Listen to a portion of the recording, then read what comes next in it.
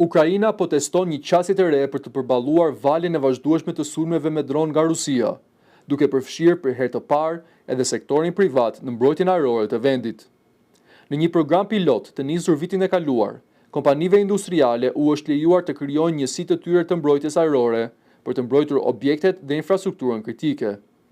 Deri tani, rreth 20 kompani janë regjistruar, ndërsa 2 prej tyre tashmë kanë nisur operacionet aktive sipas Ministrisë së Mbrojtjes së Ukrainës.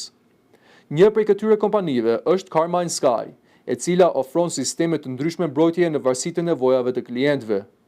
Këto përfshin dron interceptues dhe turela automatike për neutralizimin e kërcënimeve ajrore. Përfaqësuesit e kompanisë e krahasojnë këtë sistem mbrojtjeje me një qep me shumë shtresa sigurie që ndërthuren për të rritur efektivitetin. Megjithatë, këto kompani nuk operojnë në mënyrë të pavarur. Çdo veprim i tyre autorizohet nga Ministria e Mbrojtjes dhe është i integruar në sistemin komandues të forcave ajrore ukrainase. Vendimet për identifikimin e objektivave dhe hapjen e zjarrit merren vetëm nga autoritetet shtetërore. Ky zhvillim vjen në një kohë kur Rusia lëshon çdo muaj mijëra dron sulmues me kosto të ulët dhe rrezet e gjatë veprimi. Edhe pse shumica e tyre rrëzohen, ato që arrin të depërtojnë kanë goditur fabrika dhe objekte energjetike, duke lënë miliona qytetar pa ngrohje dhe energji gjatë dimrit të kaluar.